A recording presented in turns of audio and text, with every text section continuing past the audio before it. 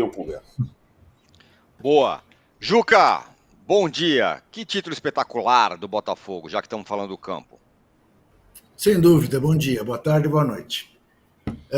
Sabe que eu revivi meus tempos de criança, né? Eu já contei aqui, eu era uma criança que no Rio de Janeiro era botafoguense, porque o meu alvinegro aqui em São Paulo não ganhava nada e o alvinegro carioca ganhava tudo, né? Esse Botafogo a que o Zé Trajano se referiu, esse Botafogo de Mané, de Didi, de Newton Santos, de Manga, de Pampolini, de Quarentinha, de Zagallo. E esse Botafogo, o Zé disse que ele foi dos times mais importantes do Brasil. Certamente o Botafogo foi dos melhores times de futebol do mundo nos anos 50 e 60, sem dúvida nenhuma. Que um time que tinha Mané Garrincha, que tinha Didi, que tinha Newton Santos, era um dos melhores do mundo. Não teve a sorte de ser hegemônico no Brasil porque conviveu com o Santos do Rei Pelé. Mas era ali, desse patamar, né? Para usar a expressão do Bruno Henrique. E esse Botafogo que me encantou durante toda a minha infância, começo da minha adolescência e da minha vida adulta, porque eu só mudei no Rio de Janeiro. No Rio de Janeiro eu virei casaca quando o Rivelino foi jogar no Fluminense, em 75.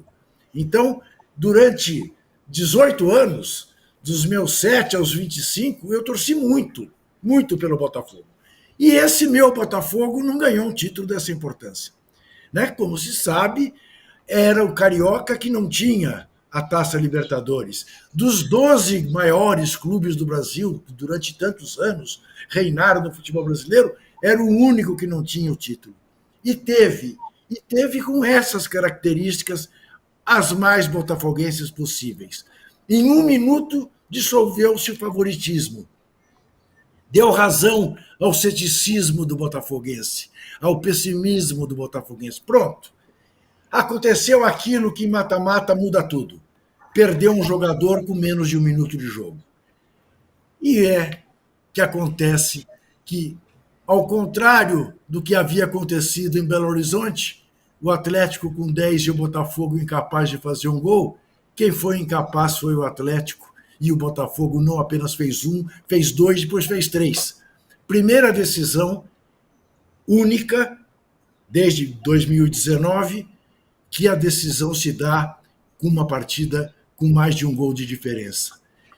E essa coisa mística do Botafogo com o número 7. De Mané Garrincha, de Jairzinho, de Maurício, o cara que fez o gol, não é? Em 89, quando o Botafogo sai de uma fila de 21 anos, e agora Luiz Henrique. Faz o gol, sofre o pênalti, faz uma partidaça, participa do jogo na defesa, no meio, no ataque. Enfim, o Rio de Janeiro tomou-se de um afeto.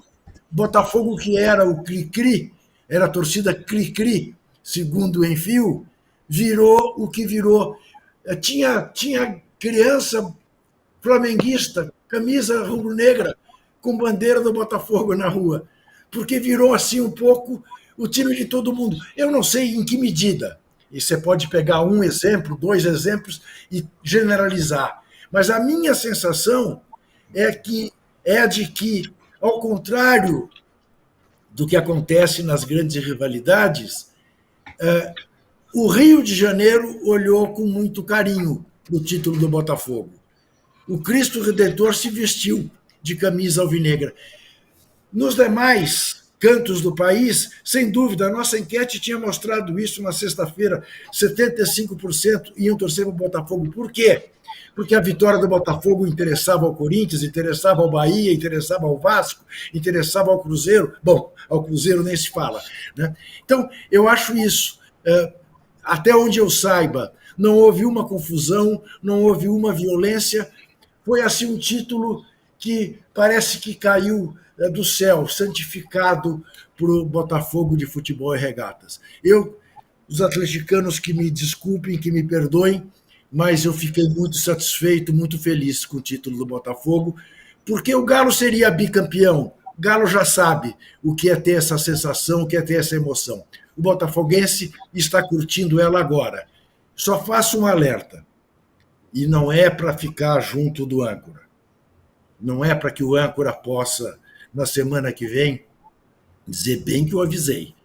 Mas eu não acho que o Campeonato Brasileiro tenha terminado. Acho que o Botafogo tem um baita desafio na quarta-feira, que é vencer não apenas o Inter, que haverá de querer acabar bem essa campanha magnífica que fez no segundo turno, líder do segundo turno. Mas é vencer a ressaca, é conseguir de novo mentalmente pensar no Campeonato Brasileiro. Tomara que consiga, merece, é o time da temporada. Vou dizer, tomara que consiga. Também, se não conseguir, paciência, já é o time da temporada.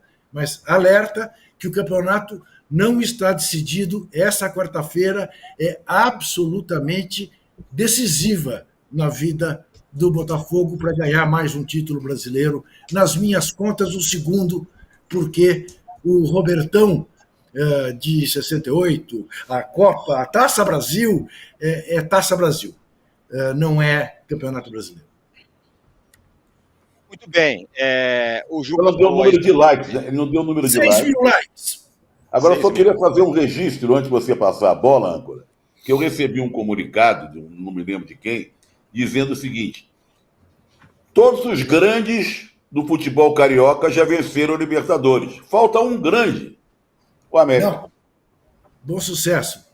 Não compare o América com o Bom Sucesso, que eu rompo amizade de longa data com você.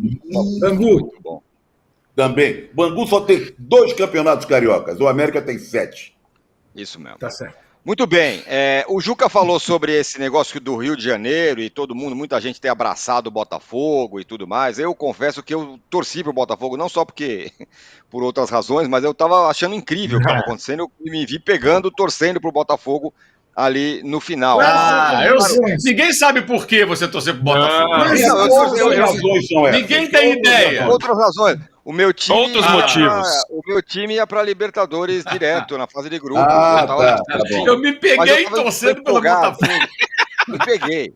Me peguei, do nada. Assim do nada. Mauro, ele começou a torcer assim do nada pelo Botafogo. Faz um mês, Mauro. Um mês. Desde antes. Agora, o Juca falou, né, esse negócio, independentemente da minha torcida pro Botafogo, mas essa coisa do Rio e tudo mais que o Juca falou, do Brasil, todo mundo empolgado com isso. Claro que é muito legal, e eu acho que tem um pouco disso mesmo, né? E todo mundo ficou comovido com o Botafogo. Mas é uma questão que não dá para tirar da conversa. E aí envolve até rivais, que tem a ver com a minha enquete. Vai até quando? Porque o Botafogo é um time poderoso agora. Vai ser o time da temporada. Vem, muda tudo, hein? Todo mundo vai torcer contra. Então, é nesse ponto que eu queria chegar. A partir de janeiro de 2025, todo mundo torcendo contra, evidente. Tem isso, Mauro. E aí a pergunta é: quanto tempo vai ser essa loucura do Botafogo? Vai continuar? Vai ser assim para sempre? O Textor vai continuar botando sai grana o time lá do no Garrincha, entra o time do Textor. A partir de 2025 sai o time do Garrincha, entra o time do Textor. É um bom paralelo esse. Bom paralelo. Diga lá, Mauro. Eu acho que essa coisa das pessoas no Rio torcerem pelo Botafogo é meio relativo. Quem vê o Botafogo como rival não torce o Botafogo, torce contra o Botafogo. E acho que para o Botafogo é muito ruim que os rivais torçam por ele. Que para mim, quando o rival torce por você, é porque você se apequenou. E é o momento que o Botafogo está se engrandecendo, né? Eu vi, assim, da parte de muitos rubro-negros, por exemplo, estou falando do Flamengo, que é o time que o botafoguense em geral não gosta, boa parte detesta, até de uma forma visceral e exagerada, a gente percebe isso nos clássicos. Eu vi uma certa generosidade até que não acontece no sentido contrário. Eu acho que vale até uma reflexão para aqueles botafoguenses que veem o Flamengo, como aquelas histórias que o Túlio Volante contava, né? Ele ia dormir, botar as filhas para dormir, contava histórias em que o vilão era o Flamengo, quer dizer, uma coisa meio doentia, né? Pelo amor de Deus, né? É o fim da picada. E também a maneira de fazer média com o torcedor do próprio clube onde ele atuou, até se destacou. Agora, essa pergunta é muito ruim para responder hoje, âncora. Ainda mais que ninguém quer falar mais nada no se elogiar o Botafogo, eu caí aqui sendo o cara do anticlímax. Um outro dia eu falo sobre isso. Tem muita coisa para falar sobre isso, tem muita desinformação, na imprensa especialmente, e a gente não pode analisar nada sobre o futuro do Botafogo sem analisar o contexto do grupo ao qual ele pertence e dos problemas muito graves financeiros que envolvem esse grupo e que podem, evidentemente, comprometer. Mas não é aprofundar sobre isso agora, eu não quero, não. Prefiro falar que o Arthur Jorge foi muito bem, excelente o Arthur Jorge, contou muito com a colaboração dos seus jogadores, os homens de frente. Luiz Henrique jogou de lateral direito boa parte do primeiro tempo, achei isso admirável. Almada também ajudando muito defensivamente, por isso ele não precisou trocar. E o contraponto que foi o glorioso Gabriel Milito, que fez um trabalho péssimo, péssimo. Como é que o cara consegue chegar em 2 finais e ir tão mal? Coisas do mata-mata, né? Coisas do mata-mata. Ele poderia ter sido eliminado da Copa do Brasil pelo Vasco nos pênaltis, não fosse aquele gol do Hulk, e aí veria a possibilidade do Vasco avançar a final nos pênaltis, que vinha até ganhando todo mundo nos pênaltis, o Vasco. E o ponto fora da curva do Atlético foi a vitória sobre o River Plate 3-0 em Belo Horizonte, depois segurando muito bem a pressão em Buenos Aires 0-0.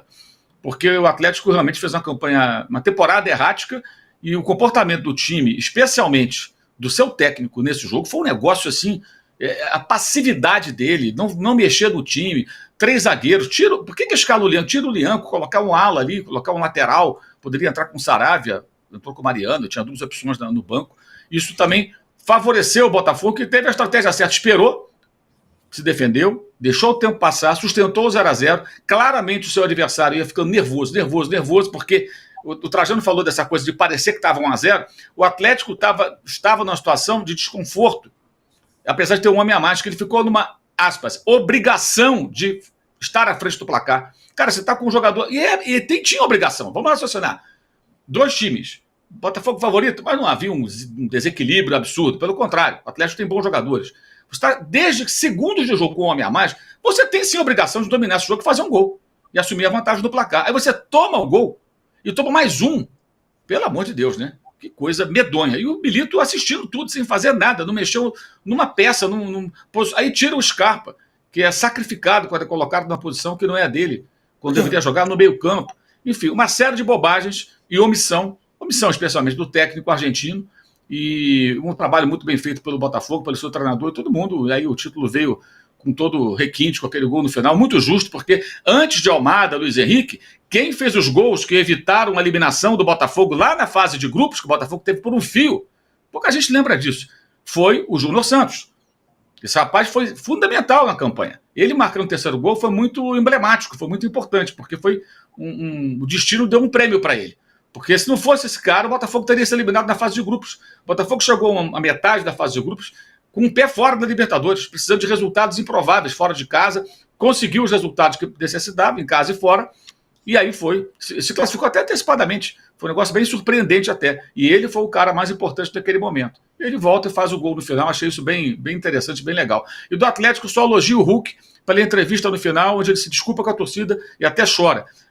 Achei uma demonstração de caráter, de vergonha na cara, num tempo de certos jogadores que, quando perdem título, dão risadinha e agem com naturalidade, ainda se passam por ídolos, né? Alguns que estão por aí. O Hulk mostrou, pelo menos, que, assim como o torcedor do Atlético, ele se abalou com a derrota e sofreu com ela. Eu acho que isso, nos dias de hoje, tem um valor especial, porque não é todo jogador que tem essa postura, não. Muitos perdem, não estão nem aí, vão para a rede social ainda ficar enaltecendo a eles mesmos.